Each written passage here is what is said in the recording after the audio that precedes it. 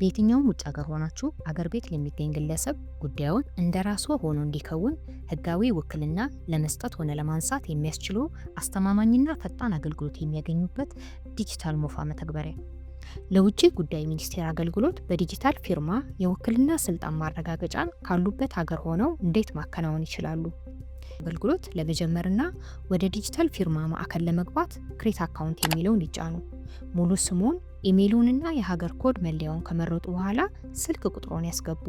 በመቀጠል ጠንካራ የይለፍ ቃል ፓስወርድ በድጋሚ በሁለቱም ሳጥኖች ውስጥ በትክክል ይሙሉ። ዝቅ ብሎ አይ አግሪ ቱ ተርምስ ኦፍ ሰርቪስ ኤንድ ፕራይቬሲ ፖሊሲ የሚለውን ሳጥን ምልክት በማድረግ በደንብና ሁኔታዎች ከተስማሙ በኋላ ሬጂስተር የሚለውን በመጫን ይቀጥሉ። በመቀጠል ያስገቡት ስልክና ኢሜይል ትክክል መሆኑን የሚጠይቅ መልእክት ሲመጣ ኮንፈርም የሚለውን ይጫኑ።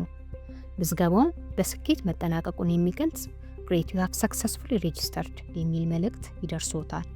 ወደ ዋናው ገጽ ለመመለስ ጎ ቱ ሆም የሚለውን ይጫኑ። ከቀረቡ አማራጮች መካከል ውክልና ለመስጠትም ሆነ ለማንሳት የሚያስችለንን ፓወር ኦፍ አትሮኒ የሚለውን መርጠው ይቀጥሉ። በመቀጠል በአሁኑ ጊዜ የሚኖሩበትን ሀገር ከመረጡ በኋላ የውክልና ስልጣን ለመስጠት ወይም ለመሰረዝ ከቀረቡ ምርጫዎች የሚፈልጉትን ይምረጡ። የሚኖሩበትን ሀገር በድጋሚ ካረጋገጡ በኋላ አገልግሎቱን እንዲያከናውኑሉ የሚፈልጉትን ኤምባሲ ይወስኑ። ጊዜው ያላለፈበት የኢትዮጵያ ፓስፖርት ወይም የትውልደ ኢትዮጵያዊ ካርድ ካለዎት ዜግነቱ ኢትዮጵያዊ ወይም ትውልደ ኢትዮጵያዊ በማለት ያረጋግጡ። የውክልና ስልጣን መረጃዎች ለመሙላት ከሚጠይቁ አማራጮች ውስጥ የውክልና ሰጪውን መረጃ ለመሙላት ፕሪንሲፓል የሚለውን ይጫኑ።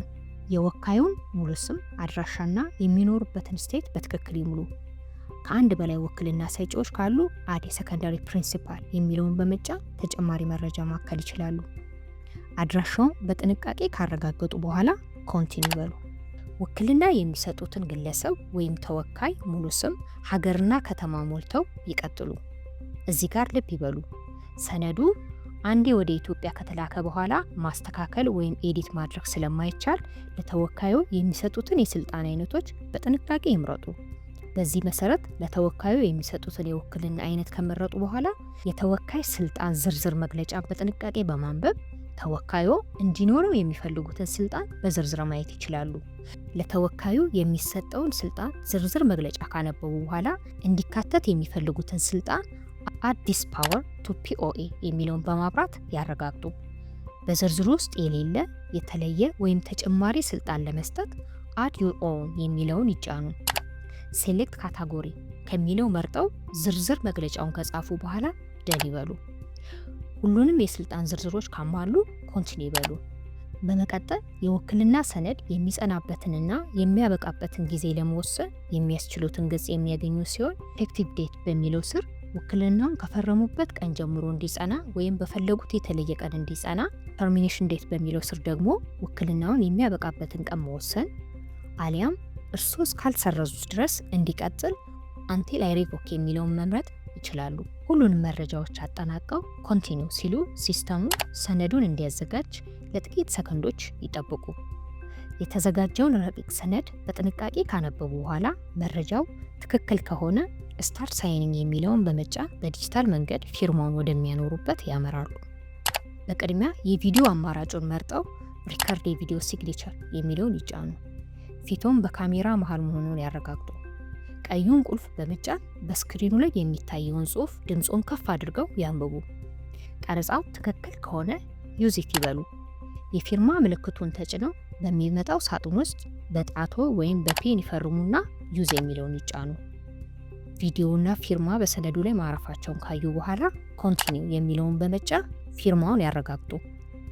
ሁሉንም የፊርማ ሂደቶች ካጠናቀቁ በኋላ ሲስተሙ ሰነዶችን አቀናጅቶ እስኪጨርስ ድረስ ለጥቂት ሰከንዶች ይጠብቁ። በመቀጠል ማንነቶን የሚያረጋግጥ አይደንቲቲ የሚለውን በመጫን ፓስፖርቶን፣ ቢጫ ካርዶን ወይም መታወቂያውን ከፊትና ከኋላ ፎቶ አንስተው ወይም ስካን ካስገቡ በኋላ ኔክስት ይበሉ።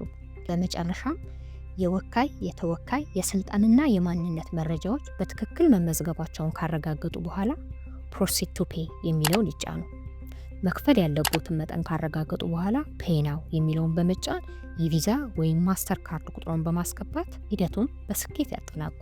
ከዚህ በፊት የሰጡትን ውክልና ለማንሳት በፓወር ኦፍ አትሮኒ ስር ፓወር ኦፍ አትሮኒ ሪቮኬሽን የሚለውን ይምረጡ። በመቀጠልም ውክልና ለመስጠት የተዘረዘሩትን ቅደም ተከተሎች በሙሉ ከዚህ ቀጥሎ የተጠቀሱትን ብቻ በመቀየር ይከተሉ። ኤጀንት ፓወር በሚለው ስር ሪቮኬሽን ኦፍ አውቶሪቲ የሚለውን ይምረጡ።